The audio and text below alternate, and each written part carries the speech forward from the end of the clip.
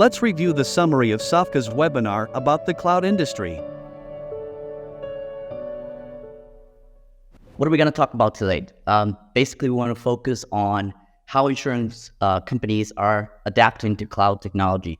One statement I want to begin with, and it's going to evolve as we walk through the different pieces of content that we have, is really, what is cloud? I know that we've been hearing this term for a while, and we've been hearing the terms of cloud journey, and companies are trying to race against time to move to the cloud. And we've heard all the great things that the cloud can provide. But one thing I want to kind of leverage at the beginning of this talk is cloud is basically an enabler. And possibly quite a few years ago, we used to think of the cloud being the goal. And actually, the cloud nowadays is just a means to get to that goal. It's just that medium of transportation so that we can accomplish many great things. And that's what the cloud has come to provide for us. It's a platform where we can build our services, build our technology, and build our application. We know that it has allowed us to streamline operations. We know that it provides that high availability, and it also provides that scalability that we're looking for. We also look for that redundancy and make sure that it's always available. If we take a look at different stages of how we have evolved to get to this point, we have still nowadays in data centers, we have bare metal, and that bare metal was not as dynamic and as easy to scale out. With the cloud and different providers of cloud, now take that overhead from us so that we can really focus on what's important, and then be able to have that scalability and be on demand. We no longer have to, create this long capacity planning strategies in order to get this to roll out throughout our platforms. Cost savings, a very important piece of information, is that now that in two ways. One is the overhead is no longer really there on maintaining the different pieces and components, because the cloud providers have done a pretty good job on being able to take that overhead and assume it from their end.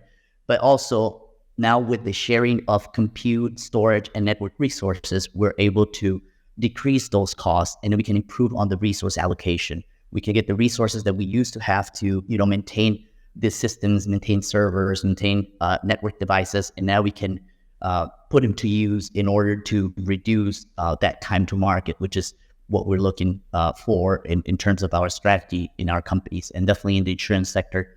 That's what we're trying to make available to our end, to move into what really excites me about the cloud. At the beginning of the talk, I mentioned to you guys the fact that we should now think of the cloud as the mean, not the final goal. It's just that method of transportation so that we can get to those final, value add proposals that we really need.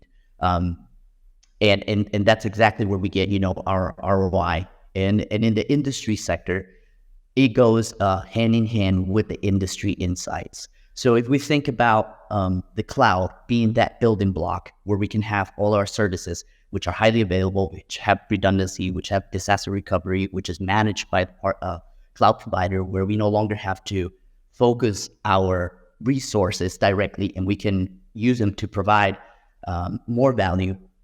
What are we now doing to create more value out of it?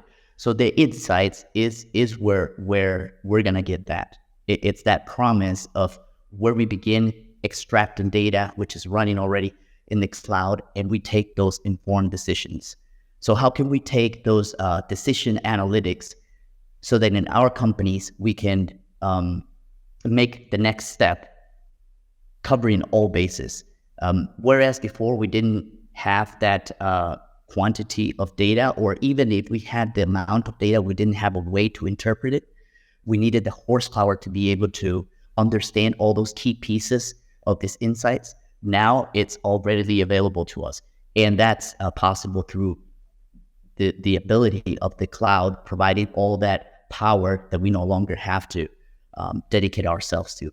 And this leads into a business evolution. It's a constant, ever-changing world where the technology that we were using last week is no longer relevant this week. We talk about things about observability and how we now want to have our eyes in every single piece, and how we can take a look at the different granular sections of our services and try to create those predictive models so that we can detect when something is going to fail, because in the end that translates into UX, right? What we care about is what are our customers saying, how are our customers feeling, what is the value that we're providing to our customers, how is the insurance industry helping to increase that UX, that customer experience, because that in the end returns into a form of ROI. That's a return on investment directly in assessment phase, where we evaluate what's our current posture in terms of what assets do we have, what components in terms of compute, storage, network do we have at this moment, so that we can begin creating a strategy and a roadmap of how we're gonna make it there. There's totally a strategy about the development of how we're going to do this. We need to craft what is going to be the data transfer, what are the workloads looking like, do a projection of where do we want to go, where is the company wanting to go, how that's going to grow, and now the flexibility of the cloud and the scalability, what else can we do? It's not just a matter of thinking, well, I want to go from my current stance to get into the cloud. And the story ends there. It's not just a lift and shift where there is a time and space for a lift and shift, but what we really want to do is take advantage of the capacity that the cloud is offering. So we want to, as we are doing this journey to the cloud, we want to think about how did we transform what we've had to provide more value, and how do we optimize what we're going to have in the cloud. Another important aspect is the vendor selection. When you're doing the journey to cloud, we know there's quite a few vendors. You talk about AWS, you talk about Azure, you can talk about GCP, you can talk about Oracle as well. And then you need to assess what would be the best for you depending on your use cases. So the vendor selection is definitely prime and one of those key aspects that we need to look into when we think about the journey to cloud. And then there is the migration process, when things are actually happening, when we're actually moving from where we are currently and then moving workloads and moving a network, we're moving storage, compute into cloud, and how does that behave in the cloud? And it doesn't stop there. As I mentioned, it doesn't stop with just migrating the workload into the cloud, and now it's all happy path from there. We need to continue evolving, and what we need to do is continue with, ideas of observability, ideas of cloud cost optimization, how we manage to run those workloads every time better, more optimized, and a lower cost. So the journey to cloud, it's got many different phases, and it's an evolving journey. It's not just moving from point A to B. It continues to evolve day to day. We see it all the time. The cloud providers are also evolving their own resources, and they're also making things more efficient. There's different plans too that we can access now, whereas long time ago there was only one flat fee you could pay for certain things. Now we have 3-year plans, pay up front. We now have spot instances. We now have the ability to create environments that can be spun up and destroyed within seconds. So we can then play with those costs, and then we can maintain our teams operating efficiently, and then also be able to adjust those costs that we have in the cloud. So still part of all those benefits that the cloud offers with it. So since now the cloud is able to reach new horizons, and it's allowing us with this flexibility to go places we haven't been able to go before, we can now do a whole ecosystem of collaboration. We can now expose things like APIs, where we can, have these readily available for our partners, and they can consume information from us. The customers can do also consumption of information. We can also expose it to third parties, where, we can do more in-depth investigations on how is our business running. We can construct business models. Of course, with artificial intelligence, we now have a whole other set of opportunities where we can begin understanding how all of these predictive models can help to shape where our different business units and corporation as a whole is going, and how we can then feed back all of the information that we've been able to acquire to create this machine learning models, which get better and better and better as we continue using them and continue putting them into that learning process. So all of these are definitely new opportunities that we enable with the cloud.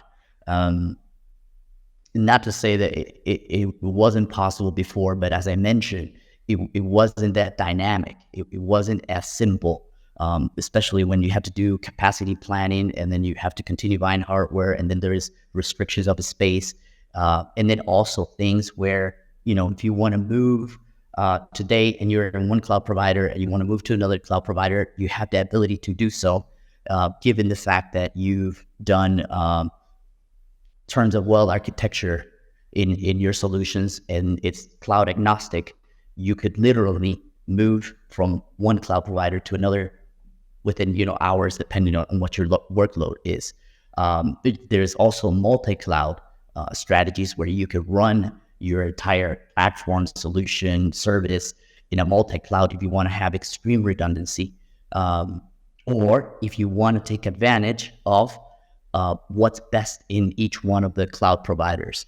Those are all opportunities that have been handed to us in regards to the cloud. I mentioned in terms of scalability, that's a thing that it was very hard to be able to control when we're not in the cloud. It's very hard to do, even with the best prediction of capacity planning. It's very hard because it's something that you need to have a resource that is constantly feeding into that capacity model. But in the cloud, that overhead is pretty much gone. It's on demand, and besides being on demand and me being able to provision the resources I need and turn them off whenever I don't need them, I also have the ability of playing with the types of resources that I need. You can have an instance, which, is just a server, but you, aside from deciding what the configuration of that server is, you can also have access to pricing models within that category of server. You can say, hey, I may not need my services are tied to the cloud provider. I think it would be a good idea to do, some retro sessions on where we can think of, okay, which pieces here we could turn to be agnostic, so that we can, profile ourselves into, a solution that can work in different cloud providers. Got it. Thank you, Oscar. Perfect. The third one is from Andres Pinzon. And Andres tell us, on a hybrid scenarios, it's more convenient maintain a data lake on cloud or on ground, especially when more historic data live on ground. Yeah. Got it. Understood. That is a depends question. And I hate to say depends, because if all your historical data is very close to you, as you mentioned, and you have everything on-prem, as I mentioned earlier, you don't necessarily need to have every single component in the cloud.